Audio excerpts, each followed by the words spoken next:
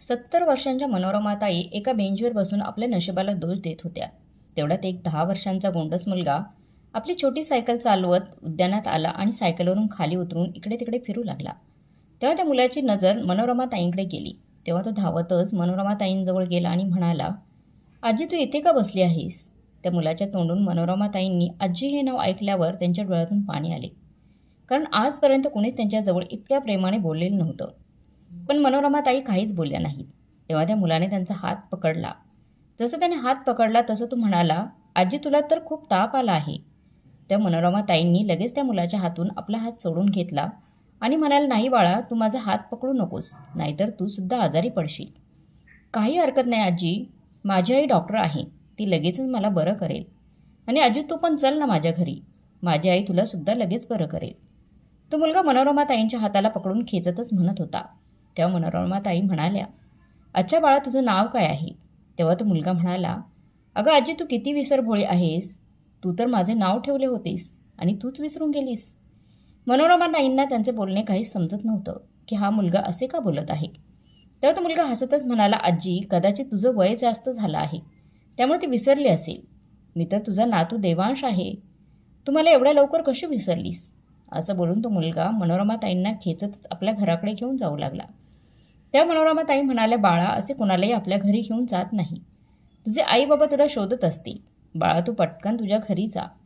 या सर्व गोष्टी मनोरमाताईंनी त्या मुलाच्या डोक्यावर प्रेमाने हात फिरवत त्याला समजावून सांगितल्या. तेव्हा तो मुलगा म्हणू लागला, आजी असे वाटते की वयासोबत तू सर्व गोष्टी विसरून गेली आहेस. असे म्हणत त्या मुलाने तोंडावर हात ठेवला आणि हसत म्हणाला, तू माझी आजी आहेस, मी असेच कोणाला थोडी माझ्या घरी घेऊन जात आहे. चल ना आजी, आपल्या घरी चल. मनोरमाताईंनी त्या मुलाच्या घरी जाण्यासाठी खूप नकार दिला, परंतु त्या मुलाने त्यांचं काही ऐकलं नाही. शेवटी हार मानून मनोरमाताई आपल्या काठीचा आधार घेत हळूहळू त्या छोट्याशा देवांसोबत त्यांच्या घराच्या गेटवर पोहोचल्या. त्याने गेट उघडला तसं त्याच्या बाबांचा रमेशचा आवाज आला, देवांश बाळा असे एकटा कुठे गेला होतास? मी तुला बजावून सांगितलं होतं ना की एकट्याने कुठेही जाऊ नकोस. आता थांब, मी तुला चांगलंच सांगतो. रमेश आपल्या मुलाला देवांशला घरातून मोठ्या आवाजात रागाने बोलत होता. तेव्हा देवांशने मनोरमाताईंचा हात सोडला आणि म्हणाला, आजी तू इथेच थांब, मी बाबांना बोलावून येतो. असे म्हणून तो धावतच घरामध्ये गेला. तर इकडे देवांश बाबा रमेशचा आवाज ऐकून मनोरमाताई विचार करू लागल्या की आपल्याला त्यांच्या घरात जायला नको, कारण त्यांनी आपल्याला वाईट साईड बोलून हकलून दिलं तर. कारण मनोरमाताईंची वेशभूषा पाहून तर त्यांच्याबरोबर कुणी नीट बोलत सुद्धा नव्हतं, त्यामुळे घरात जाण्याची गोष्ट तर दूरचीच होती.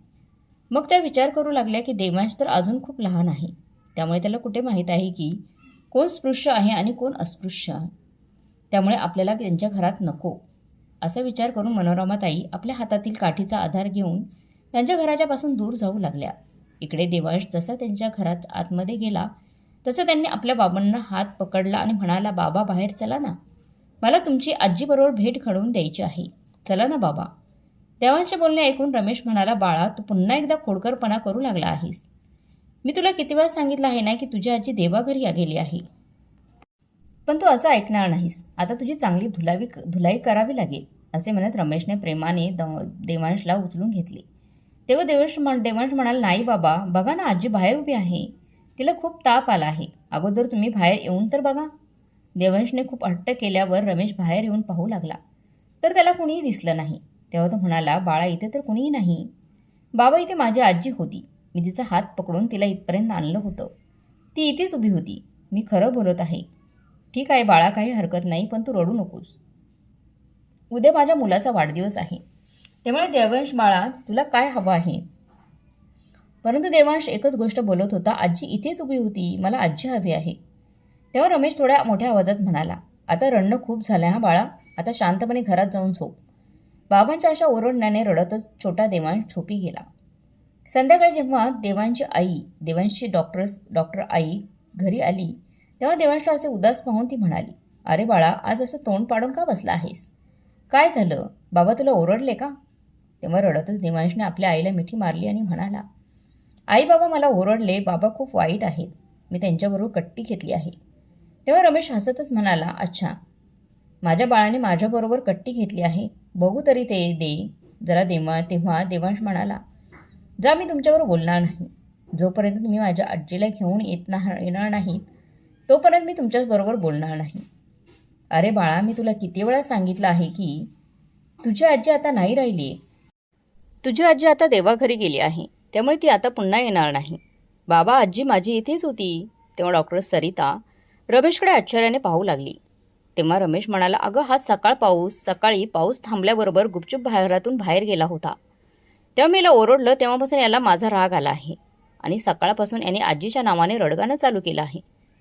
तेव्हा डॉक्टर सरिता म्हणजे त्याची बायको आपल्या मुलाचा मान राखण्यासाठी म्हणाली, ठीक आहे बाळा, आम्ही सुद्धा तुझ्या आजीला शोधण्यासाठी प्रयत्न करू. मग तर ठीक आहे ना. आता तरी असं हाच बघू, माझा छोटासा मुलगा खूपच हट्टी झाला आहे.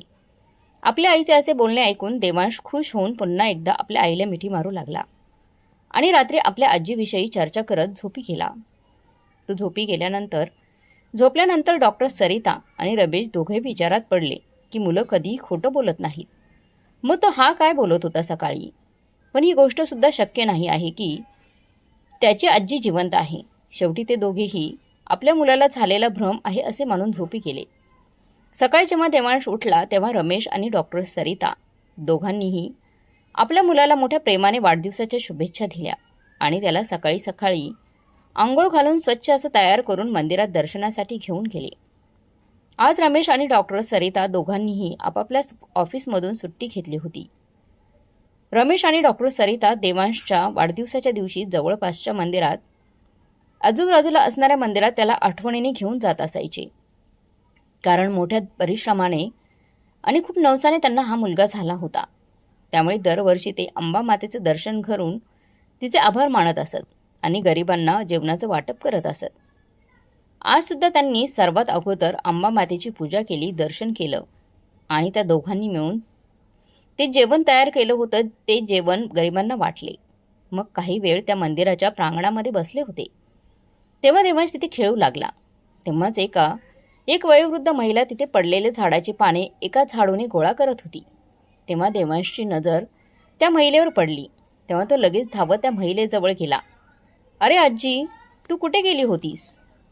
त्या मुलाचा आवाज ऐकल्याबरोबर ती वयोवृद्ध महिला म्हणजेच मनोरमाताई दचकल्या. कारण त्यांनी देवांशचा आवाज चांगल्या प्रकारे ओळखला होता.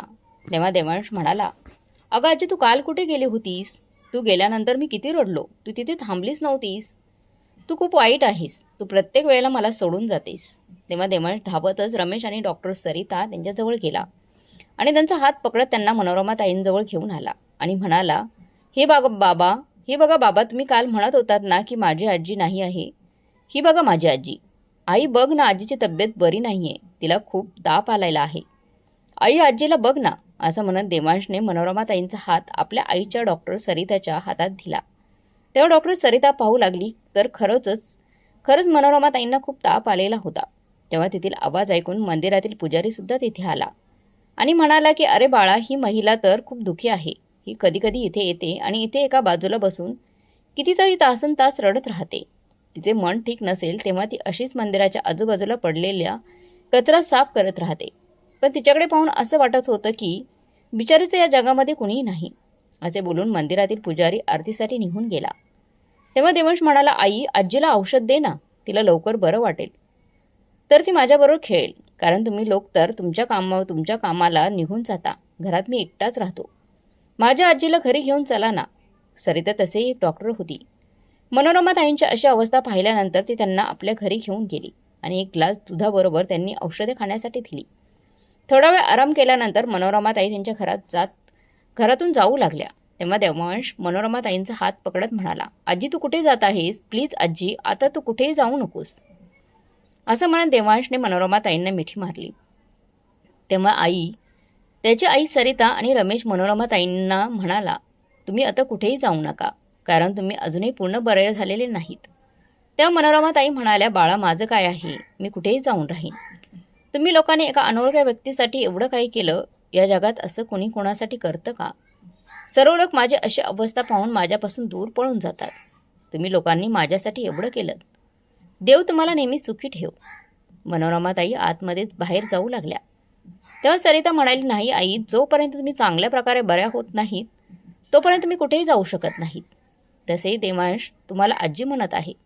त्यामुळे तो तुमच्याशिवाय राहू शकत नाही. त्यामुळे तुम्ही इथे आरामात राहा. डॉक्टर सरिताचे एवढे प्रेमळ बोलणे ऐकल्यानंतर मनोरमाताई तिथे थांबण्यासाठी नकार देऊ शकल्या नाहीत. काही दिवस तिथे थांबल्यानंतर मनोरमाताईंच्या शारीरिक स्वास्थ्यामध्ये खूप सुधारणा झाली. त्यांना योग्य वेळी औषधं, योग्य वेळी जेवण आणि दूध, फळे असा आहार मिळाल्यामुळे मनोरमाताई शारीरिकदृष्ट्या स्वस्थ वाटू लागल्या. आता देवांशसुद्धा त्यांच्याबरोबर आनंदाने राहू लागला होता. मनोरमाताई त्याला चांगल्या चांगल्या गोष्टी शिकवत होत्या. एक दिवस डॉक्टर सरिता आणि रमेश दोघेही बसून चहा पित होते. सोबतच मनोरमाताईसुद्धा बसल्या होत्या. त्यामुळे डॉक्टर सरिता म्हणाली, आई तुम्हाला वाईट वाटणार नसेल तर एक गोष्ट विचारू का? हा विचार ना बाळा. आई तुमचे सुद्धा कुटुंब असेल ना, तुमची सुद्धा मुलं असतील, तरी सुद्धा तुम्ही अशा अवस्थेत एकट्या कशा? मनोरमाताई उदास मनाने म्हणाल्या, बाळा माझं सुद्धा एक छोटं कुटुंब होतं, पण मला माहीत नाही आता ते कुठे आहेत मला माहीत नाही. असे डॉक्टर सरिताने प्रश्नार्थक नजरेने विचारले. कुठे आहेत ते? त्यावर मनोरमाताई म्हणाल्या, बाळा 3 वर्षापूर्वी मी आणि माझा नवरा रघुनाथराव आम्ही तीर्थयात्रेला गेलो होतो. परंतु तीर्थयात्रा झाल्यानंतर आम्ही आमच्या घरी परत येत असताना रस्त्यामध्ये आमचा अपघात झाला. तो अपघात एवढा भयानक होता की माझा नवरा रघुनाथराव यांचा जागीच मृत्यू झाला आणि मी अभागी माझ्या नवऱ्याचे शेवटचे दर्शनसुद्धा घेऊ शकले नाही. माझा एक मुलगा आहे, त्याचं नाव नवीन आहे आणि त्याची बायको, तिचं नाव पूजा आहे. त्यांची 2 मुले आहेत, सोनू आणि मोनू. जोपर्यंत माझा नवरा होता तोपर्यंत माझ्या घरामध्ये माझंच राज चालत होता. कुणीच माझ्यासमोर मोठ्या आवाजात बोलत नव्हतं. परंतु माझ्या नवऱ्याच्या मृत्यूनंतर माझ्या मुलावर आणि सुनेवर जणू काही मी एक ओझं बनून राहिली होती. कारण अपघातानंतर मी माझ्या कामासाठी सुद्धा त्यांच्यावर अवलंबून राहू लागली होती. शेवटी एक दिवस माझी सून पूजा तिच्या नवऱ्याला म्हणाली की मी या म्हातारीपासून खूप त्रासली आहे. हिने तर माझं जगणं मुश्किल गेलं आहे. तेव्हा माझा मुलगा म्हणाला, पूजा तू अगदी बरोबर बोलत आहेस, पण आईला कुठे सोडून तर येऊ शकत नाहीत ना. त्यामुळे हिला सहन तर आपल्याला करावंच लागेल. माहीत नाही ह्या म्हातारपणात तीर्थयात्रेला जाण्याची काय गरज होती. आता मोडून तोडून बसली आहे घरात. आता आयुष्यभर आपल्याला हिचं ओझं उचलावं लागेल. हिच्या सेवेसाठी एखादी बाईसुद्धा ठेवू शकत नाही, कारण त्या बाईचा पगार आपल्यालाच द्यावा लागेल. तेव्हा पूजा म्हणाली, मला काही माहीत नाही आहे तुमचं. तुम्ही काहीही करा, परंतु मी आता तुमच्या आईचं कोणतेही काम करणार नाही.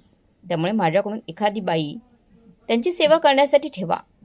तेव्हा माझ्या मुलाने एका बाईला माझी सेवा करण्यासाठी ठेवली, परंतु ती सुद्धा माझ्या सुनेच्या पचनी पडली नाही. माझी सून त्या बाईला सुद्धा परेशान करू लागली आणि मी कामवाली बाई माझं काम करण्याऐवजी माझ्या सुनेचीच कामं करू लागली. कधी ती कामवाली अगोदर माझ्याकडे आली तर लगेचच सुनबाईला राग यायचा.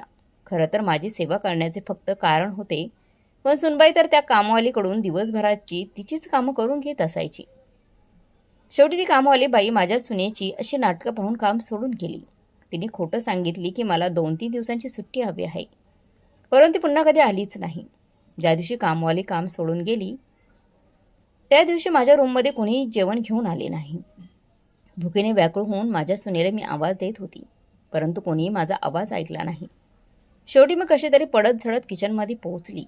तेव्हा समोरच्या एका ग्लासमध्ये दूध ठेवले होते आणि चुकीने माझा पाय त्या ग्लासला लागला आणि त्या ग्लासातील दूध खाली सांडले.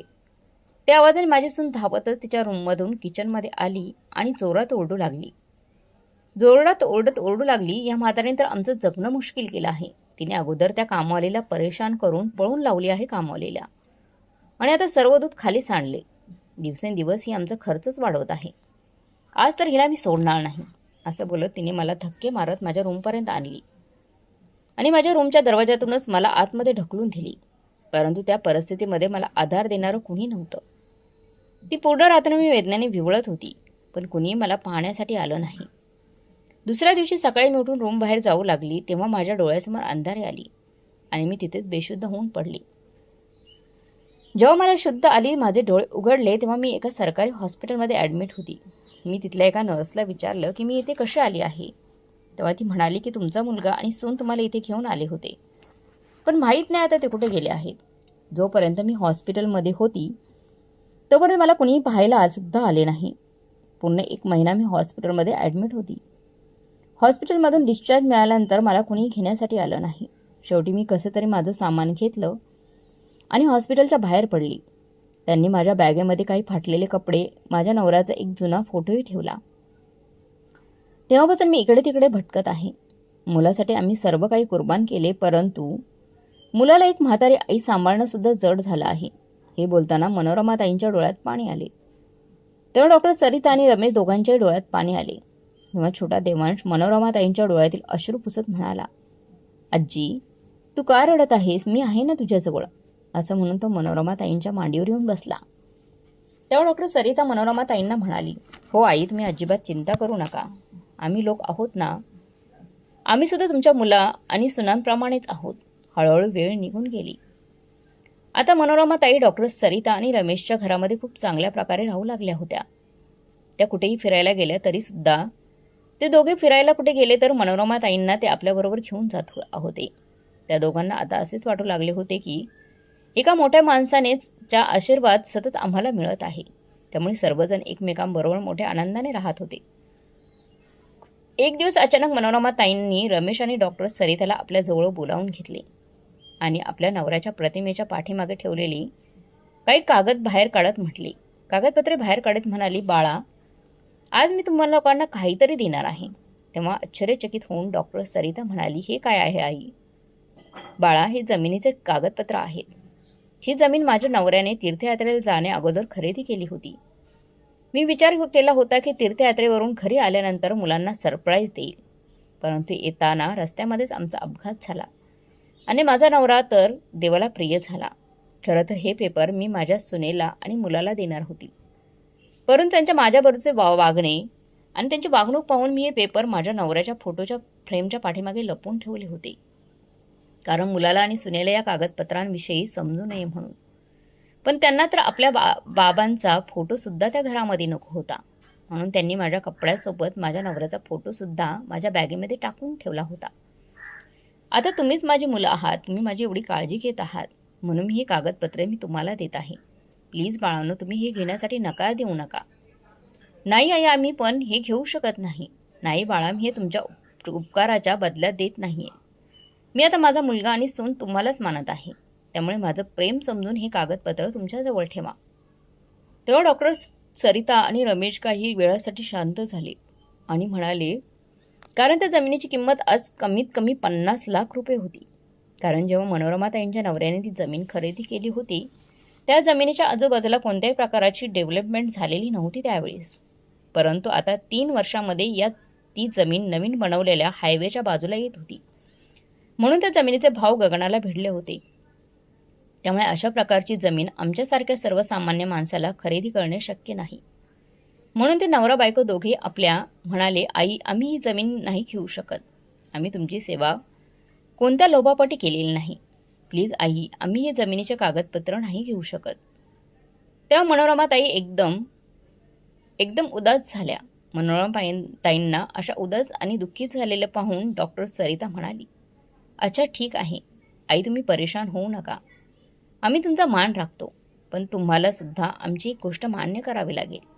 आम्ही त्या जमिनीत वर एक हॉस्पिटल बांधतो. त्या हॉस्पिटलमध्ये तुमचं नाव असेल आणि त्या हॉस्पिटलमध्ये गरीब लोकांवर मोफत उपचार केले जातील किंवा कमीत कमी पैशांमध्ये त्यांच्यावर उपचार करण्यात येतील, परंतु त्या हॉस्पिटलचे सर्व अधिकार तुमच्याच हातात असतील. डॉक्टर सरिताचे असे बोलणे ऐकल्यावर बरोबर मनोरमा ताईंना खूपच आनंद झाला. त्या लगेचच म्हणाल्या, अरे बाळा, यापेक्षा चांगलं काय असू शकतं, पण हॉस्पिटल बनवण्यासाठी खूप पैसे लागतील ना. तेव्हा रमेश म्हणाला, आई, तुम्ही त्याची चिंता करू नका, कारण तुमची ती जमीन खूप मोठी आहे. जर आपण त्या जमिनीचा काही भाग विकला तर आपल्याला खूप सारे पैसे मिळतील आणि काही पैसे आपण शिल्लक राहिलेल्या जमिनीवर कर्ज घेऊन हॉस्पिटल बनवण्यासाठी त्या पैशांचा वापर करू शकतो. या गोष्टीवर सर्वांचे एकमत झाले. तेव्हा रमेशने त्या जमिनीतील काही भाग विकला आणि बँकेकडून उरलेल्या जमिनीवर हॉस्पिटल उभारण्यासाठी काही कर्ज घेतले आणि हॉस्पिटल बनवण्याचे काम सुरू झालं. 2 वर्षातच एक खूप मोठे हॉस्पिटल बनून तयार झाले. मनोरमा ताईंच्या हस्ते त्या हॉस्पिटलचा शुभारंभ करण्यात आला. त्या हॉस्पिटलची प्रसिद्धी हळूहळू सर्व जागोभर पसरू लागली, कारण जेवढे गरीब लोक होते ते हळूहळू त्याच हॉस्पिटलमध्ये उपचार करण्यासाठी येऊ लागले. या अनमोल कामासाठी मनोरमा ताईंना राज्याच्या मुख्यमंत्र्यांकडून विशेष पुरस्कार देऊन सन्मानित करण्याची घोषणा झाली. त्या दिवशी सकाळी लवकर उठून मनोरमा ताई अंघोळ करून पूजापाठ करून देवांशला स्कूलमध्ये पाठवण्याची तयारी करत होत्या. त्यातच डॉक्टर सरिता मनोरमाताईंच्या जवळ आली आणि म्हणाली, आई, तुमचा आज मुख्यमंत्र्यांच्या हस्ते सत्कार करण्यात येणार आहे. तुम्ही तिथे थोडा लवकरच पोहोचवा. तुम्ही असे करा, देवांशला स्कूलमध्ये सोडल्यानंतर सरळ तिकडेच या, नाहीतर तुम्ही आत्ताच माझ्याबरोबर तिकडे चला. नाही बाळा, तू जा, तुला उशीर होईल. मी माझ्या नातवाला स्कूलमध्ये पाठवते आणि मग येते. मनोरमाताई आता देवांशला स्कूलमध्ये सोडवण्यासाठी निघाल्या. तेव्हा रस्त्यामध्ये देवांश चिप खाण्यासाठी हट्ट करू लागला. तेव्हा मनोरमाताईंनी एक चिप्सचं पॅकेट आणून देवांशला दिलं. तेव्हा त्यातील चिप्स खाऊन तो पॅकेट देवांशने स्कूलच्या गेटसमोर असणाऱ्या रस्त्यावरच टाकला. तेव्हा मनोरमाताई म्हणाल्या, बाळा, कचरा असा रस्त्यावर फेकायचा नसतो. तेव्हा देवांश सॉरी आजी असं म्हणत धावतच स्कूलच्या गेटमधून आतमध्ये निघून गेला. मनोरमाताई आता त्या चिप्सचं पॅकेट उचलण्यासाठी त्या पॅकेटजवळ पोहोचल्या. तेवढ्यातच एक कार त्यांच्याजवळ येऊन थांबली आणि चिप्स पॅकेट बाहेर फेकत त्या गाडीतील माणूस म्हणाला, ही घे म्हातारे, हा सुद्धा उचल. त्या मनोरमाताईंनी मागे वळून पाहिलं तर त्यांचा मुलगा नवीन आणि सून पूजा त्यांना पाहून आश्चर्यचकित झाले. ते विचार करू लागले की ही म्हातारी इथे कुठे फिरत आहे, इकडे कुठे आलीये. तेवढ्यातच मनोरमाताईंची सून पूजा अजून एक चिप्सचं पॅकेट मनोरमाताईंच्या तोंडावर फेकत म्हणते, हे घे म्हातारे, खूप दिवसापासून उपाशी असशील ना, हे घे, खाऊन घे आणि हा कचरा सुद्धा कचऱ्यामध्ये फेकून दे. तेवढ्यातच मनोरमाताईंच्या कारचा ड्रायव्हर आला आणि त्यांच्या मुलाच्या जोरात कानशिलात मारली आणि म्हणाला, तुमची एवढी हिंमत, तुम्ही मॅडम बरोबर अशा प्रकारे बोलत आहात. तेव्हा नवीन म्हणाला, अरे, ही काही कोणती मॅडम वगैरे नाहीये, तुझा काहीतरी गैरसमज झाला आहे. एवढं तर त्याच्या दुसऱ्या गालावर अजून एक जोरात कानाखाली पडली. तू आता जास्त बडबड केलीस ना तर तुला आत्ताच्या आत्ता जेलमध्ये पाठवेल, मग तिकडे चक्की पिसत राहा.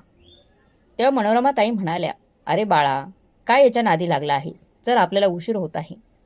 तेव्हा ड्रायव्हर मनोरमाताईंना कारमध्ये बसवून हॉस्पिटलमध्ये घेऊन पोहोचला. तेव्हा डॉक्टर सरिता म्हणाली, आई, तुम्ही कुठे राहिला होतात, मी तुमची किती वेळ वाट पाहत होते.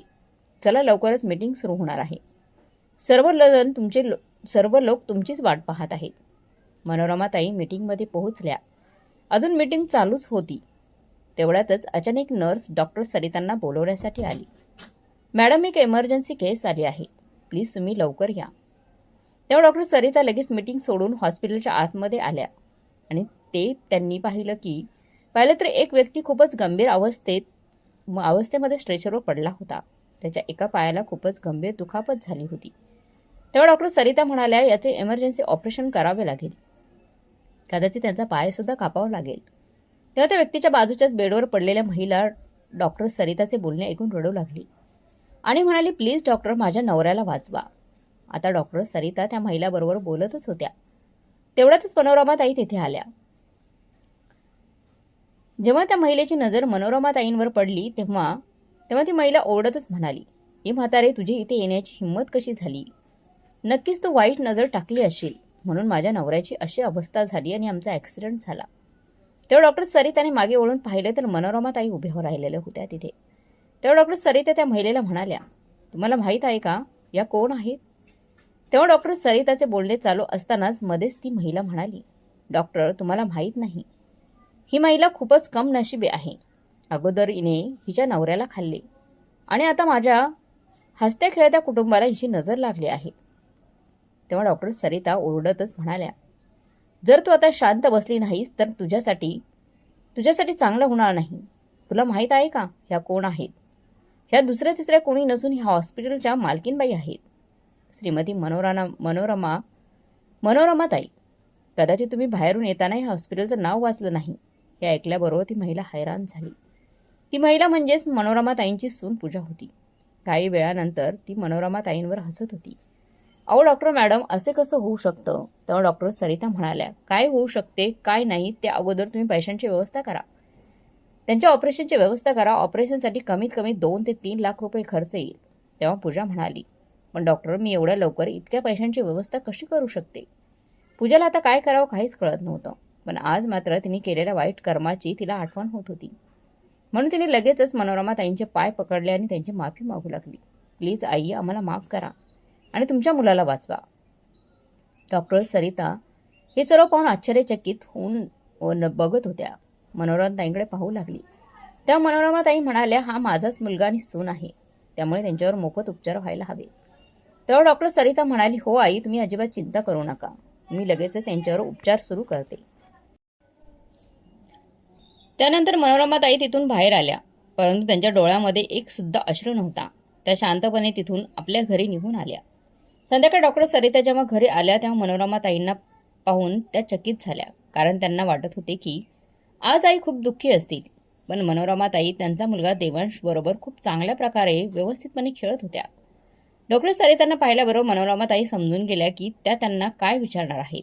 म्हणून त्या स्वतः डॉक्टर सरितांना म्हणाल्या, बाळा, तुला वाटत असेल की मी त्या लोकांसाठी मला वाईट वाटत असेल तर हो, माणुसकीच्या नात्याने मला त्या लोकांचं वाईट वाटले. परंतु एक आई म्हणून त्यांच्याबरोबर आता माझे कोणतेही नातं राहिलेले नाही. पुढे मनोरमाताई म्हणाल्या की वेळ किती पटकन निघून जाते आहे ना, काही समजतच नाही. म्हणून सरिता बाळा, मी असा विचार करते की नव्या वर्षाच्या पहिल्या दिवशी आपण जवळच्याच मंदिरात जाऊन गरिबांना जेवण देऊया आणि जेवढे गरजू लोक आहेत त्यांना ब्लँकेट आणि स्वेटर देऊया. कारण आज सुद्धा खूप लोक असे आहेत जे थंडीने परेशान आहेत, ज्यांच्याकडे परिधान करण्यासाठी पुरेसे कपडे नाहीत आणि राहण्यासाठी छत नाही, खाण्यासाठी अन्न नाही. कारण आजपासून 3-4 वर्षांपूर्वी जेव्हा देवांश मला भेटला होता तेव्हा माझी अवस्था सुद्धा अशीच होती. माझ्याकडे राहण्यासाठी कोणतेही छत नव्हते आणि थंडीपासून बचाव करण्यासाठी कोणत्याही प्रकारचं उबदार असा कपडा माझ्याकडे नव्हता. त्या दिवशी उद्यानामध्ये बेंचवर बसून मी थंडीने कुडकुडत होती.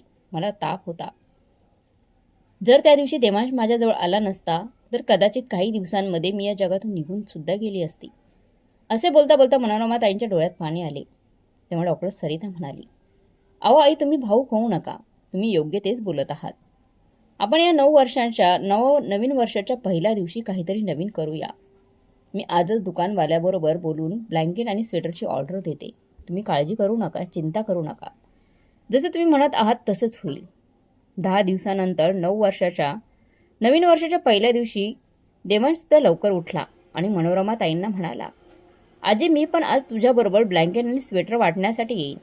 हो बाळा, का नाही. तुझ्यामुळेच तर मी आज या सर्व गोष्टी करत आहे. साधारणतः 11 वाजेपर्यंत रमेश आणि डॉक्टर सरिता सुद्धा तयार होऊन मंदिराच्या प्रांगणामध्ये पोहोचले होते. सुरुवातीला डॉक्टर सरिता आणि मनोरमाताईंनी तिथे उपस्थित सर्व गरिबांना जेवण दिले. मग सर्वांना एक एक ब्लँकेट आणि स्वेटर वाटण्याचं काम सुरू झाले. ते काम झाल्यानंतर सर्वजण जेव्हा घरी जाण्यासाठी कारमध्ये बसले तेव्हा तेवढ्यात पूजा आपला नवरा नवीनला व्हीलचेअरवर घेऊन तिथे पोहोचली. मनोरमाताईंसमोर हात जोडून त्यांची माफी मागत म्हणाली, प्लीज आई, आम्हाला माफ करा. आम्ही तुमच्यावर खूपच वाईट वागलो, तुमच्यावर खूप अत्याचार केले. पण प्लीज आई, तुम्ही आमच्याबरोबर घरी चला. आई, तुम्ही तुमच्या मुलाची अवस्था बघा. तेव्हा मनोरमाताई म्हणाल्या, कोण मुलगा, कुणाचा मुलगा? बाळा, तुम्हा लोकांबरोबर माझं कोणतंही नातं नाहीये. माझा फक्त एकच मुलगा आणि सून आहे, ज्यांच्याबरोबर मी आता उभी आहे आणि राहत आहे. आणि दोघे माझी खूप चांगल्या प्रकारे सेवा करत आहे, काळजी घेत आहे. तुम्ही लोकांनी तर मला मारण्यासाठी सोडून दिले होते. आज हाच माझा नातू देवांशमुळे मी आज अशा परिस्थितीमध्ये तुमच्यासमोर उभी आहे. असे मनोरमाताई देवांशच्या डोक्यावर हात फिरवत म्हणाल्या. तेव्हा कारमध्ये शिल्लक राहिलेले जेवण आणि स्वेटर काढून आपल्या मुलाला आणि सुनेला देत त्या म्हणाल्या, देवाच्या कृपेने आज आम्ही गरजू लोकांना जेवण आणि स्वेटर वाटले होते. तुमचं नशीब सुद्धा चांगले होते, त्यामुळे तुम्ही बरोबर योग्य वेळेत पोहोचलात. म्हणून हे जेवण आणि स्वेटर घ्या. सकाळपासून तुम्ही काही खाल्लेले नसेल. असं म्हणत मनोरमाताईंनी आपल्या नातवाचा देवांशचा हात पकडला आणि रमेश आणि डॉक्टर सरितासोबत आलिशान कारमध्ये बसून आपल्या घराकडे निघून गेल्या. आज त्यांचा मुलगा आणि सून मनोरमाताईंकडे पाहतच राहिले होते. तर मित्र आणि मैत्रिणींनो, मनोरमाताईंनी आपल्या मुलाला आणि सुनेला माफ केले नाही. हे योग्य केले का? तुम्हाला काय वाटतंय की त्यांना माफ करायला हवं होतं की नाही? कमेंट बॉक्समध्ये नक्की कळवा. आणि ही जर कथा तुम्हाला जर आवडली असेल तर व्हिडिओला लाईक करा, शेअर करा आणि सबस्क्राईब करायला विसरू नका. भेटूया पुढच्या कथेपर्यंत. तोपर्यंत धन्यवाद.